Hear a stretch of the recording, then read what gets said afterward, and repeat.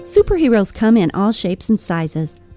There are paragons of hope and integrity, like Captain America, Wonder Woman, and Superman. There are anti-heroes, those who run the line between villain and hero. They are often at odds with the paragons, as their extreme measures often seem inappropriate. We're talking about folks like Deadpool, Batman, Catwoman, the Hulk, Wolverine. Then there are the jokesters. Those are the heroes who are known for being laid back, sarcastic. They're a little more casual in their approach to superhero living. Think Iron Man, Ant-Man, Star-Lord, even Spider-Man on occasion. There are also lots of real-life superheroes. Stories are our lives and language. Welcome to the Love Your Story podcast. I'm Lori Lee, and I'm excited for our future together of telling stories, evaluating our own stories, and lifting ourselves and others to greater places because of our control over our stories. This podcast is about empowerment and giving you, the listener, ideas to work with in making your stories work for you. Story power serves you best when you know how to use it.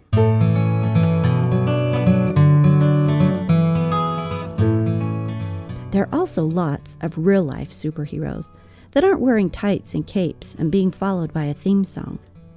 Emma Coburn, the steeplechase runner, the epitome of hard work and dedication to her event. Mother Teresa, a life given solely to lift and comfort others. Abraham Lincoln, a life dedicated to living by his conscience, sacrificing his days and nights to find the path and serve the greater good. There are hundreds, even thousands of these heroes. And then there are also the everyday heroes, the ones that deal with real-world problems, the ones that show up and provide for others in their hour of need. These are the people who hold the door when someone is overloaded with something they're carrying, who try to help and comfort the crying baby on the plane, or extend empathy rather than dirty looks to the parents. These are the folks banding together in the fire-parched West, helping those who lost their homes clean up and rebuild, and the hurricane-ravaged cities of the South. The emergency workers who rushed into the buildings on 9/11, and the person who takes their neighbor dinner because they aren't feeling well, or they just had a baby, or heck, maybe just because someone had a bad day. There are millions of these kinds of heroes, and maybe you're one of them. Maybe you're all of them. Or maybe you just know it's about time you stepped up and your theme song started playing.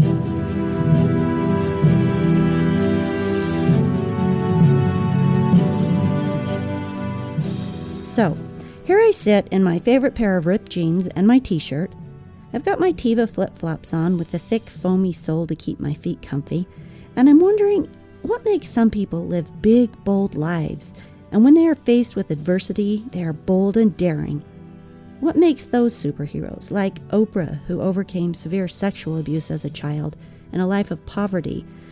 What made her step out of victimhood and become one of the most influential and abundant women in the world? Or Lou Holtz, the football coach at Notre Dame, who not only coached football, but taught his players life lessons. Or Elizabeth Smart, the 14-year-old young woman who was kidnapped out of her bedroom and held for 9 months. While being held hostage, she was repeatedly raped. Admirers of her are often impressed with her openness about what happened and her recovery, impressed with her kindness, forgiveness, and her strong sense of self. Or Baruch Spinoza, who is one of the most deeply influential minds of the modern era. His ideas on freedom of speech predate and inspired the First Amendment, and his writing are fundamental for Einstein's work on relativity. I can tell you right now, it's not that these people weren't afraid at times. It's not that these people haven't been victims of tragedy, loss, hard work, or abuse. In fact, they all have to different degrees. It's not that these heroes all have special powers imparted by a radioactive insect bite, a magic ring, or a golden lasso.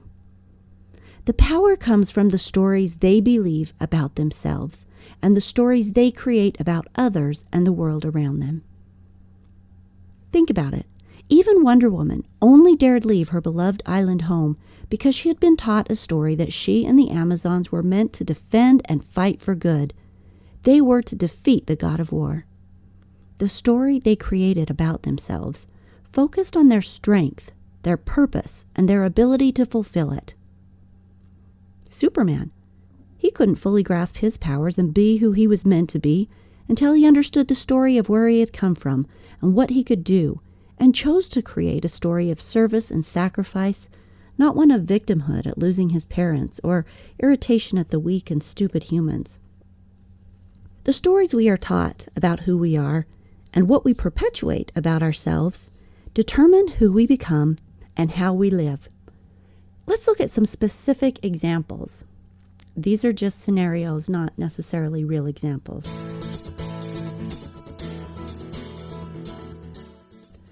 Chloe was about 6 years old when her uncle, who drank too much on the annual summer family camping trip, cornered her while she was trying to read a book and told her their family weren't readers. "Don't be thinking you're going to get smart," he said. "That just don't happen around here. You're dumb like the rest of us. Face it." Chloe scowled at him and looked down at her book. But she did have trouble sounding out some of these words, and maybe he was right. Later, when she'd get her papers back in school and they would have a correction on them, a red mark, well, this just seemed proof that her uncle was right. The story in Chloe's mind started with a drunken comment, but over the years she accumulated proof that it must be true, and before long the story was considered fact in her mind.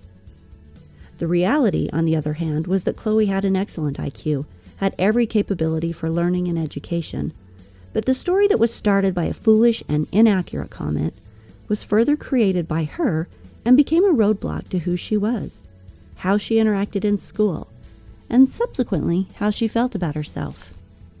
This one story affected what she felt she could do with her life. Her choice not to go to college, thus affecting her career, or lack of one.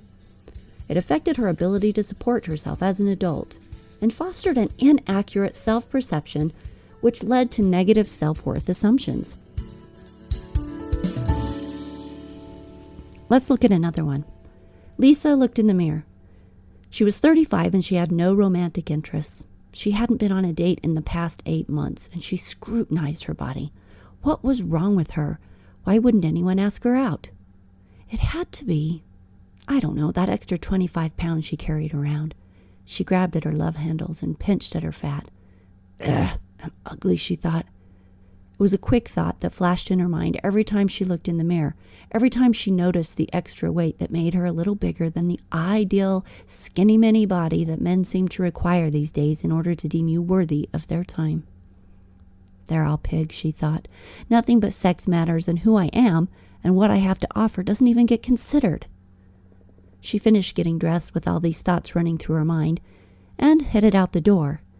But renditions of this same story played out at least once on most days when she got ready to go out with friends, twice when she got ready for work in the morning, and any other time that she had to go past the mirror. In reality, Lisa was a beautiful woman, but with the help of a cultural body expectation, she had built a story about herself and about men that made her angry. Her story didn't help her want to connect and reach out because she didn't want anyone to notice the extra weight. She didn't want to act beautiful and look the fool when she knew she wasn't. Her story, that she wasn't beautiful, affected how she interacted with everyone. She played smaller than she was. She held back when she could have embraced her own beauty and let her light shine all over everyone. Her story about men being pigs was easy to find proof for, but it kept her from being able to see the men who had more depth and character because, well, first and foremost, she didn't trust them. Her stories created a reality that held her back with self-consciousness and mistrust.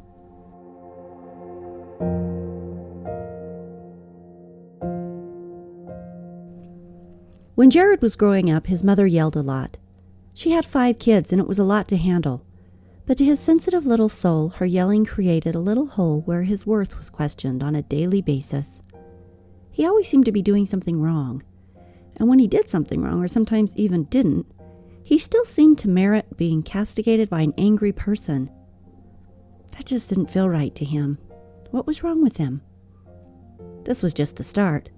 When junior high came around and he couldn't find any friends to hang out with on a regular basis, he wandered the school halls at lunch feeling stupid, lonely, and like everyone was watching him and noticing that he didn't have any friends. He eventually found some kids he enjoyed, but those moments when he wasn't feeling socially accepted poured a little more water into that hole of diminishing self-worth. He tried out for the track team, and unfortunately, he didn't make it. That was proof he was a loser, he was sure of it. And on it goes. But the truth is that Jared's upbringing and the way he was treated was about his mother's ability to deal with her children, not about whether he was worthwhile as a human being. In addition, what he may not have realized as a young teenager was that everyone has moments when they feel socially alone.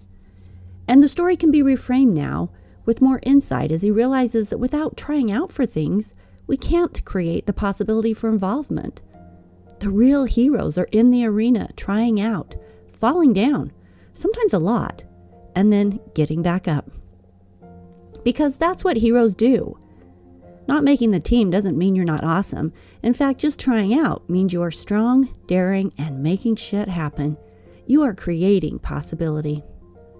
So, does Jared create the story deep in his heart that he's a loser and clearly not worth much since no one seems to see a lot of value in him? Or does he understand his worth is not equated with the way others treated him? That's their issue. Does he see himself as a loser for not making the team, or does he create the story that serves him much better and is much more in line with reality, that he's fantastic and brave for getting in the arena and creating possibility in his life? Sometimes those stories that are built when we're young build a deep trench that goes with us all the way through maturity, all the way through adulthood.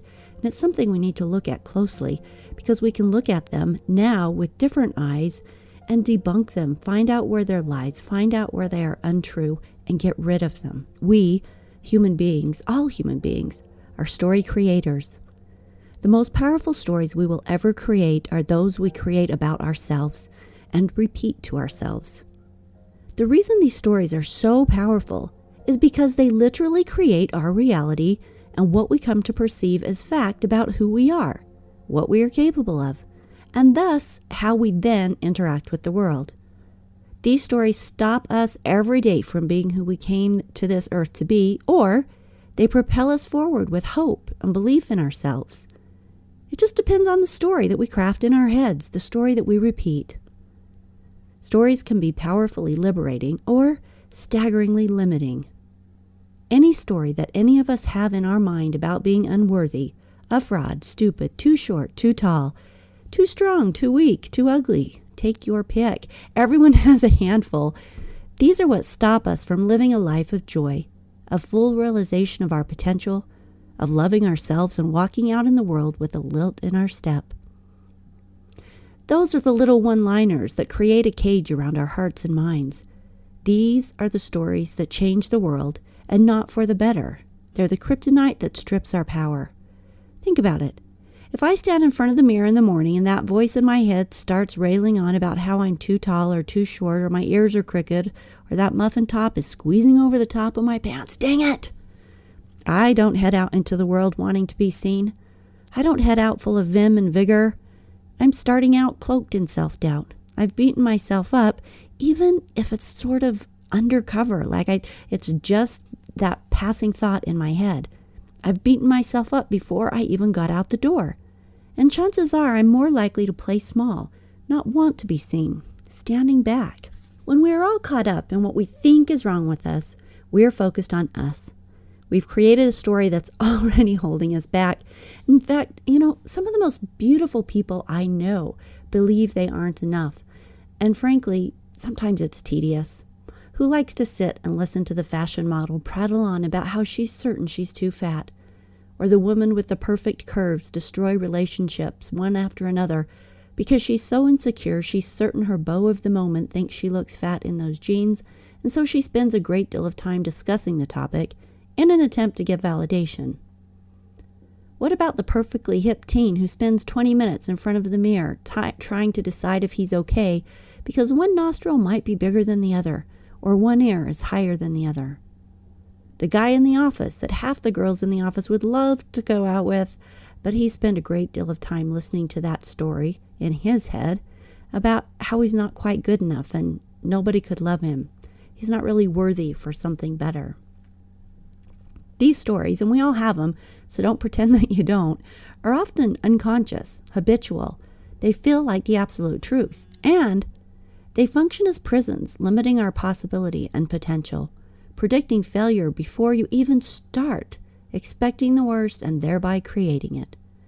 Repeating self-deprecating comments forms our self-perception and thus causes shrinking in your interaction with others in life.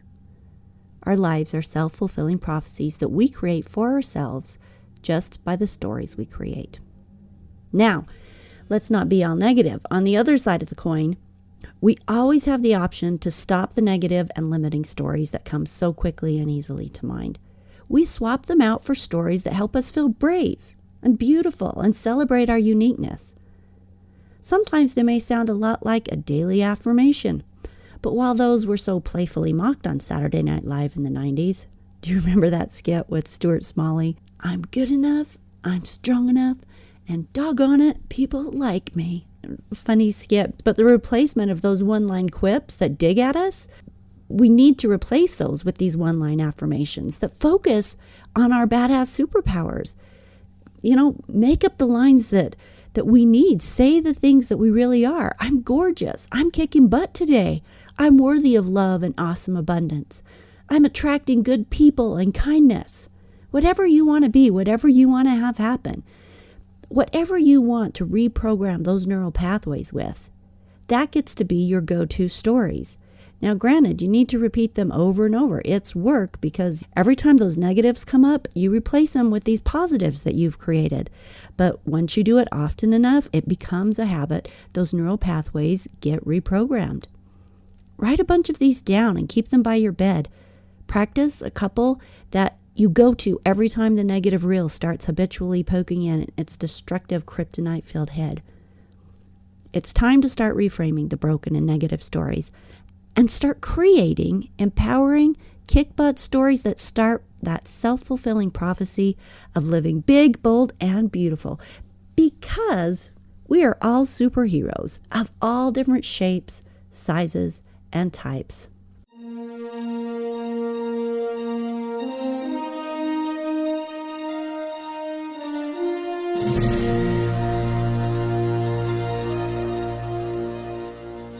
I'm Annette, and I'm 63, and I teach yoga, Pilates, and water aerobics every week. And I'm off soda, and I'm a Beachbody coach, and that's what makes me a superhero. My name's Ethan, and I just got my first request for payment on one of my social media videos, so I'm kind of feeling like a superhero. My name is Denise Smoot, and I have raised 7 children to adulthood.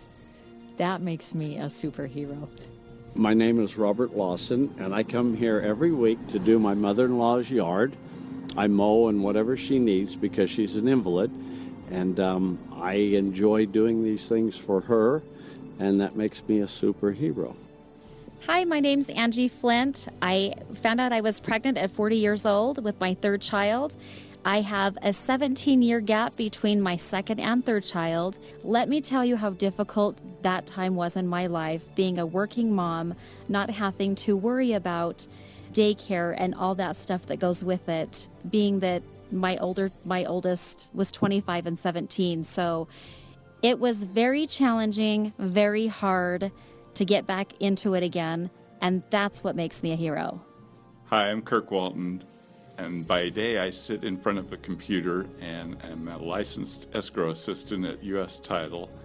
But on the weekends, I switch into my leathers and helmet and get on a motorcycle, a Kawasaki Ninja, and go 140 miles an hour down the drag strip on the quarter mile.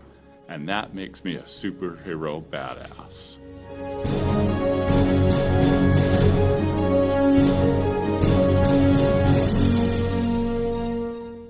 Now, I know it's a lot of responsibility to take over one's life story. I spent a lot of time bucking this idea at first because I felt like my victim stories were justified and my stories about myself and the limiting beliefs I placed on others and myself, frankly, were fact. After all, they had come from real life experience. Now, I'm not saying it's easy, especially when they are stories that you've held for a long time. And you should know this. I'm all about keeping it real. That's one of my, quote, weaknesses that others sometimes get offended by. I'm not super good at saying what people want me to say or sugarcoating things. So when it came time for me to work on my stories, I sure as heck wasn't going to lie to myself about the reality of things. I don't lie to other people. I'm not going to be building up nice little fluffy cloud stories to make myself feel all better. It simply wouldn't work. I wouldn't be able to do it anyway. Of course, I'd see right through it. It wouldn't hold water, and it would just mean nothing to me, right? Well, once I committed to the work and I started listening to my coaches, I noticed that the people I needed showed up. The concepts and opportunities I needed to clear away false concepts made their way into my life. And I started to see through my limiting belief stories. It's been a crazy ride that I see clearly only in hindsight. But the work is so important.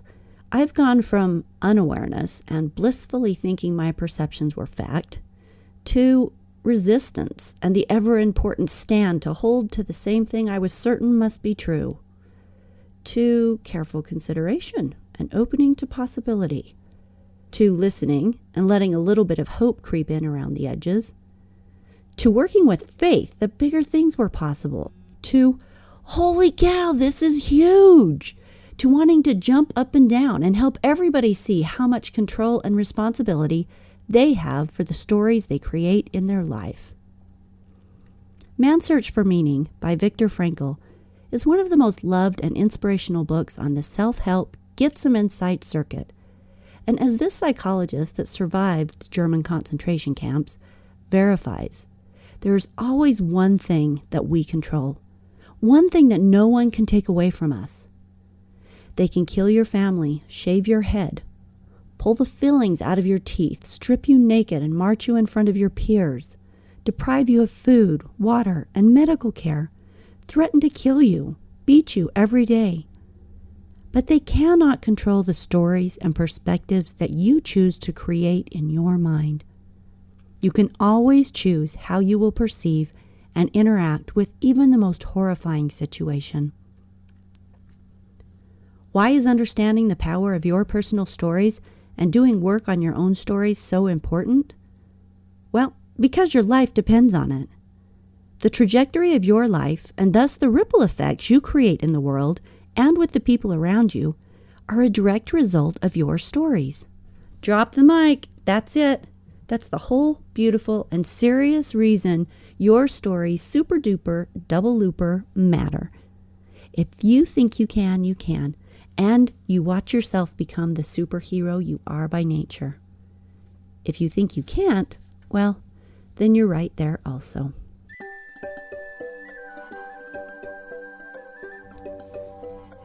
I know the stories of self-doubt we have about ourselves feel like fact.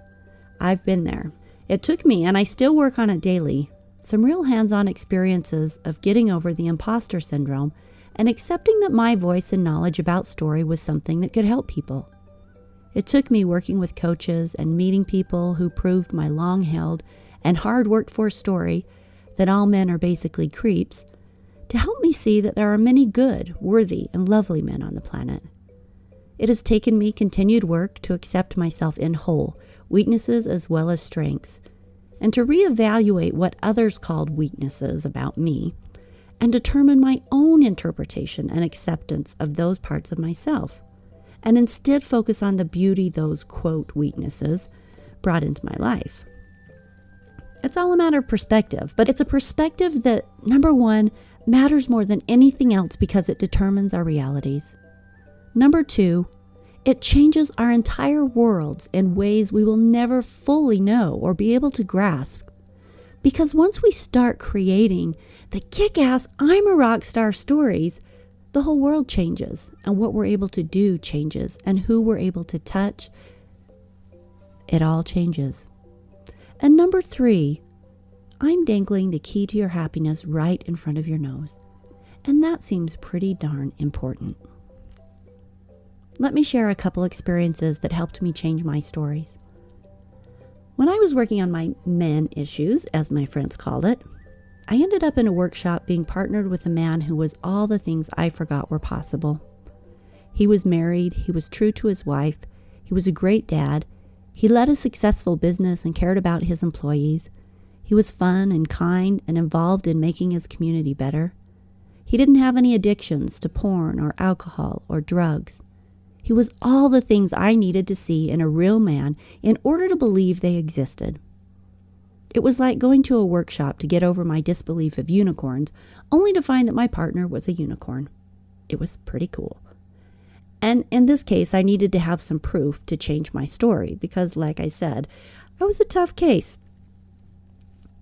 It was exactly what I needed to be able to reevaluate the negative and absolute story about men and my experiences with them. Even when we are certain and our life experiences have proven us to be right, it doesn't necessarily mean that we are right. We have to be willing to consider that what we think is fact may not be fact. When I started the Love Your Story podcast, I wondered if anyone would care about what I had to say.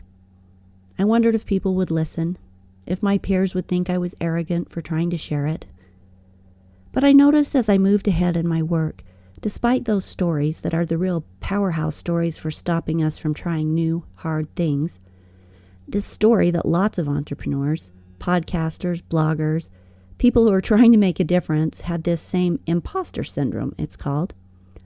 I wasn't the only one with this popular story of self-doubt. It was a favorite worldwide. I was not alone in my stories of doubt.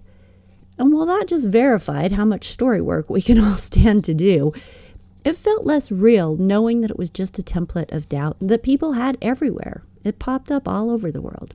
Before I started all this, before I even knew what a podcast was, I had a dream one night.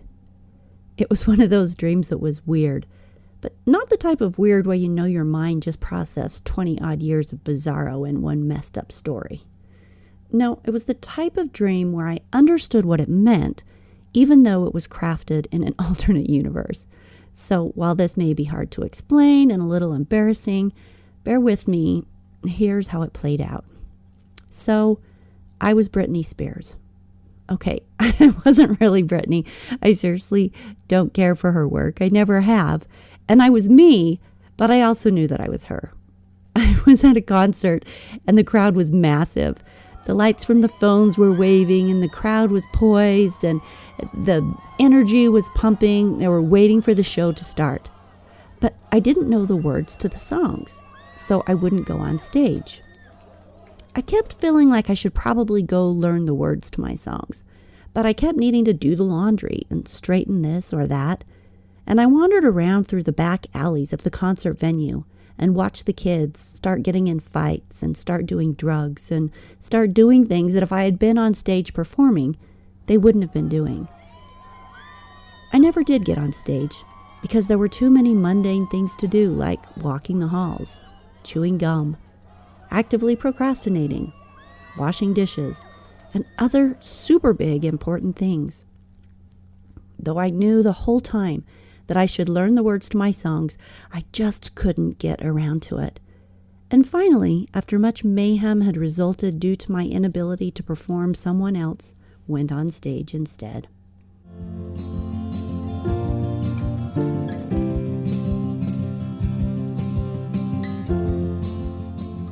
I wrote the dream down when I woke up, and then subsequently forgot about it. But every once in a while, I remember it. When I feel like I can't find the words to write. When I'm afraid to sit down at the computer and start unburying an idea, I think about which stories I'm going to let take control. Is it the one about fear that I'm wasting my time, or the one built on faith that somewhere and sometime the words are going to get to their audience?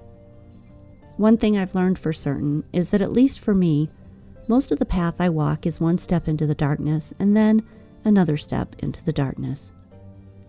I am working on building stories of belief and vision, not fear and doubt. So, here's the story. We all want happiness. While it would be nice to live in a utopia where it simply flowed to us at all times, and we lived happily in a state of natural bliss, it turns out that life on this planet isn't that way.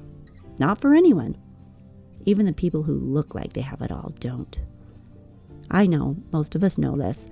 Life is about challenge, about loss, about insecurities, about sickness. it's simply about opposites: joy and sadness, sickness and health, love and apathy, anger, and moments of laughing until you pee your pants. It's about betrayal and deep sorrow, and also moments of dear friendship and deep joy. Moments of awe and peace, and moments of, how could you possibly steal my business, take all my clients, leave my family and I without income, and ride off yelling, it was just a business decision. We all get a mixed bag. Martha Beck, renowned life coach, has her own way of putting it. Quote, "No part of your experience is wasted. Everything you've experienced so far is part of what you were meant to learn." Unquote. And now you get to choose how you create the stories that form your perception of the world. Like any call to action in an adventure story, the call must be heeded for the story to move forward. And of course, it's not going to be easy. If it were, there would be a lot more happy people around, a lot more heroes riding off into the sunset.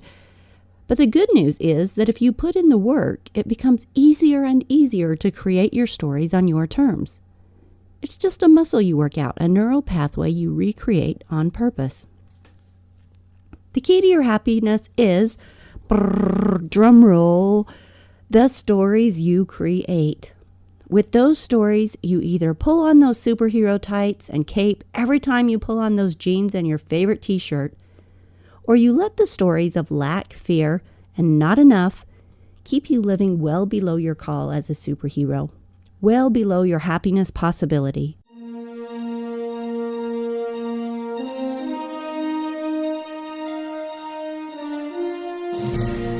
Here are 5 things to consider on your way to creating stories that help your badass superhero self come out to play.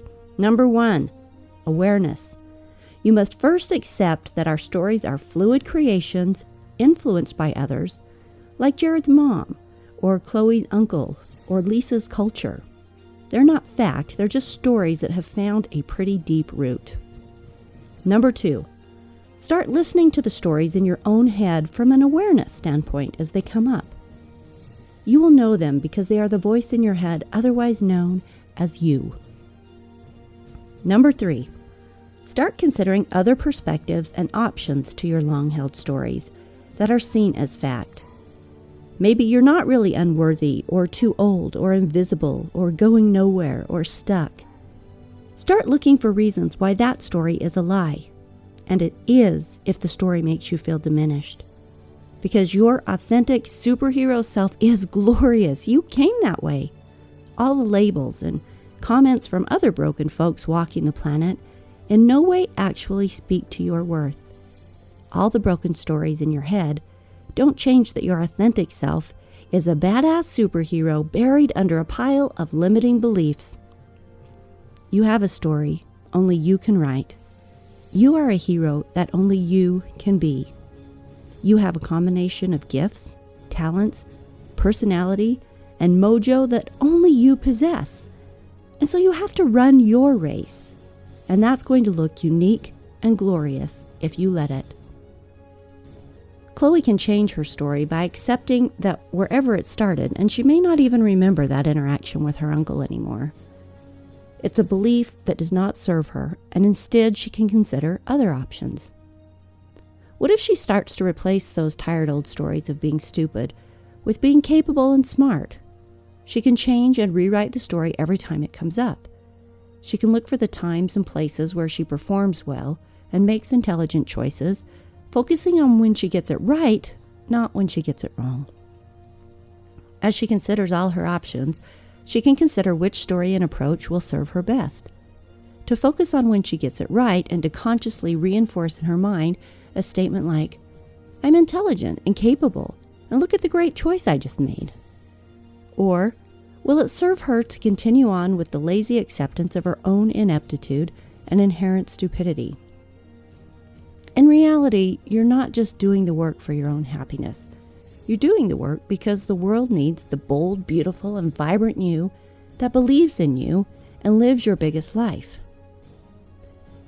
But you also really just rip yourself off when you lazily lounge around in your self-deprecating PJs. Number 4, because our stories are so well lodged in our realities, sometimes we need help. An effective workshop like my work with Next Level, or a personal coach, or story coaching are all options that can change the world. Kabam! Really, they can. Number 5, work at it every day until your reality changes and your ability to create stories that serve you become your natural go-to. I have my mantras every morning, my gratitude prayers, my moments of actively re-looking at the story I'm creating about my friend who let me down when I'm always there for her, or checking my stories when I feel rejected or hurt. I'm evaluating the story that I'm naturally creating about the event, or I'm thinking about other ways of seeing it, of giving others the benefit of the doubt, which is sometimes just huge for not getting all caught up in a really negative story. I'm looking at perspective shifts. And then with all of that, I'm deciding which story I want to live with. Which one will help me be happier, to create better relationships? Which one will allow me to be who I want to be? Now, I'm not going to spend a lot of time on this next point, but I want to point out also that we have control over the stories that we create about others in our lives as well. We've all taken an interaction with someone that didn't go smoothly and built a story later as we were thinking about it, about how they must not like us or respect us or appreciate our work. Sometimes we even get into big conversations in our head and build up emotion and angst over something that hasn't even happened yet.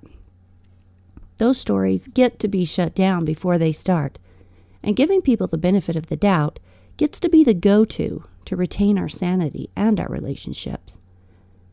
We also create stories about the events around us. Is this a crappy waste of time because the soccer game was a 0-0 tie? Or was it a great game where you got to watch skilled players in synchronicity with their bodies, skill, and their favorite game, and you got to spend time with whomever you went with? There are lots of ways to frame every situation. Was the time spent babysitting your infant daughter when you would have preferred to be out with the guys a mundane domestic bore? Or was it an investment in one of the most important people in your life? Yeah, there are lots of stories that we control.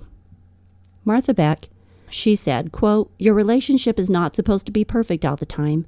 Your business is not supposed to do well all the time. Your soufflés are not supposed to raise perfectly all the time.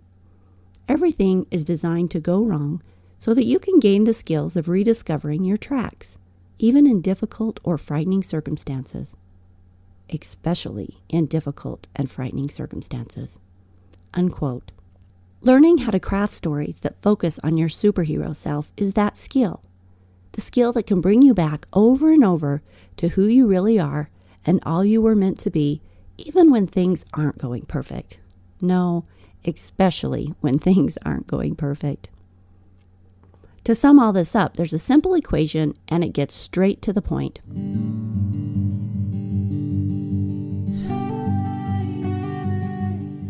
Here you go.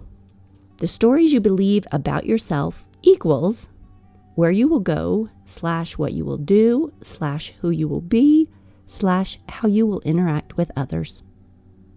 It could also look like this. Limiting beliefs equal limiting potential. Or it could look like this. Negative self-created stories equal mental prison bars. Or better yet, I am an unstoppable badass superhero equals I am an unstoppable badass superhero. Pretty simple, right? It's not a new idea that what we think about, we create. Think The Secret or Wayne Dyer or Napoleon Hill, Dr. Norman Vincent Peale, and a host of other more recent empowerment preachers on the current market. But here I am bringing it to you in a concept that we are all good at, a genre we all understand, enjoy, and get. We are looking at our lives as the stories that they are, and at ourselves as the ones who write the script of that story every day by choosing our perspectives and actively crossing out and rewriting the negative belief stories so we can claim our amazing potential to be the superheroes in jeans and t-shirts and maybe even foam-soled Teva flip-flops as we save the world. Our world. and by association, the world on a larger level. We hold the pen within our own minds, and we have the opportunity of writing ourselves in as fabulous heroes and heroines in the tale of our own choosing. What could be more fun? Lisa Rankin said, quote, "Each of us is a constantly unfolding narrative, a hero in a novel no one else can write." Unquote. Remember, superheroes come in all shapes and sizes, and yes, that means you. Knowing your story is important and needs focus is one thing. Doing the work because you can feel that you are living beneath your potential, or you want to be happier, or you simply want to break out of the lies that are holding you back, well, that's a journey I hope you embark on. The Love Your Story podcast is here to help. Every Wednesday, a new episode launches with new story ideas and tools. We're all about empowerment. I interview therapists, life coaches, people with big life adventures, and others who understand how to control and direct their stories, so you can hear their stories, learn from their paths. I discuss story tools and throw out ideas for you to consider as you write your daily life story. I'm available for story coaching if you feel like you want some help walking that path. I know I needed it. Thanks to Wes Vanderwater of SUU for his insights on superheroes, to Jeff Olson and Liz Levitt for our hero and archetype conversations.